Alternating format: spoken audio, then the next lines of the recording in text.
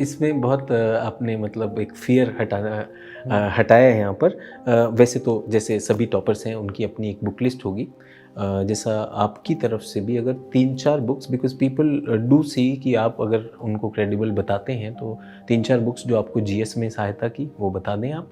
और बस बुक्स थोड़ा-सा मैं चाहूँगा कि अगर आप मेंशन करें। हाँ, मैं मेजर बता देता हूँ, जी। इतना फाइन में तो डिटेल में शायद बच्चे भी कंफ्यूज हो जाएं। हाँ, बिल्कुल, जो जैसे आपने कहा ना कुछ विश्वसनीय चीज़ें हैं, तो आपके मुँह से भी आएँगी तो बच्चों ने वो बिल्कुल। देखिए, सबसे पहला तो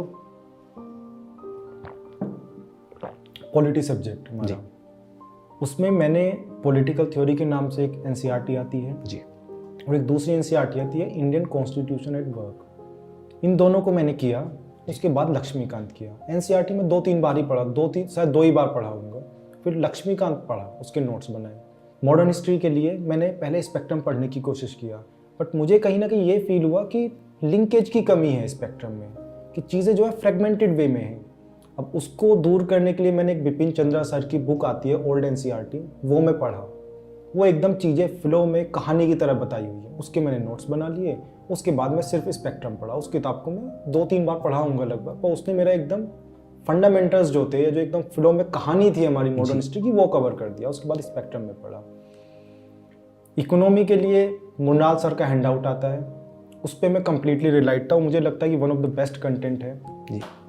ज्योग्राफी के लिए मैं 11th के एनसीईआरटीज पढ़ा, और एक रजंतली मैम के वीडियोस आते हैं यूट्यूब पे जी, उनको मैं किया। वो मुझे काफ़ी अच्छा कंटेंट लगा। वैसे मैं जीसी लियोंग किताब भी पढ़ा, पर मुझे अभी का जो पैटर्न है एग्जाम का, उससे बहुत ज़्यादा हेल्प उसमें मुझे नहीं मिली जी। किताब थोड़ी डिफ़िकल्ट भी लगती है कभी कभी पढ़ने में, तो उसने बहुत ज़्यादा हेल्प नहीं की। तो एनसीईआरटी और रजंतली मैम के वीडियोज़ मैंने किए। जहाँ तक बात एनवायरनमेंट की है, वहाँ पे मैंने एक बुक आती है शंकर की, वो मैंने किया, सिर्फ वही किया। वैसे तो आजकल और बहुत सारे रिसोर्सेज आने लगे, जैसे मैंने पहले बोला कि कंसाइज करना है, जो पढ़ना है उस पर कॉन्फिडेंस रखें जी। तो मैं शंकर किया वहाँ से। न्यूज़पेपर में डेली किया। न्यूज़पेपर से बहुत सारी चीज़ें कवर हो जाती है, स्टैटिक होता है, करंट होता है, बहुत सारा कुछ कवर हो जाता है। इसके बाद आर्ट एंड कल्चर की अगर बात करें तो 11th क्लास की एनसीईआरटी आती है इंट्रोडक्शन टू फाइन आर्ट्स, वो मैं किया। एक नितिन सिंघानिया सर की बुक आती है आर्ट एंड कल्चर के ऊपर, वो मैं किया सेलेक्टिवली, कुछ चैप्टर्स, उसके सारे चैप्टर्स इंपॉर्टेंट नहीं है जी।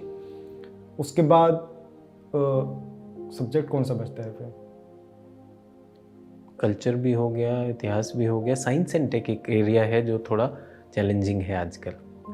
मुझे तो पर्सनली एक्सपीरियंस मेरा तो ये रहा है कि साइंस एंड टेक जो पूछते हैं ना, वो जो कॉमन चीज़ें चल रही होती हैं हमारे जो आसपास की अप्लाइड साइंस है, वो ज़्यादा पूछते हैं। वैसे last year question basic physics से ही पूछ लिया था, ये गैस के ऊपर कुछ रखते हैं, उसका ऐसा कुछ क्वेश्चन था। बट जो बेसिक चीज़ें पूछते हैं आजकल, तो इन डेप्थ में साइंस एंड टेक पढ़ना मुझे तो लगता है कि बहुत ज़्यादा वो नहीं है।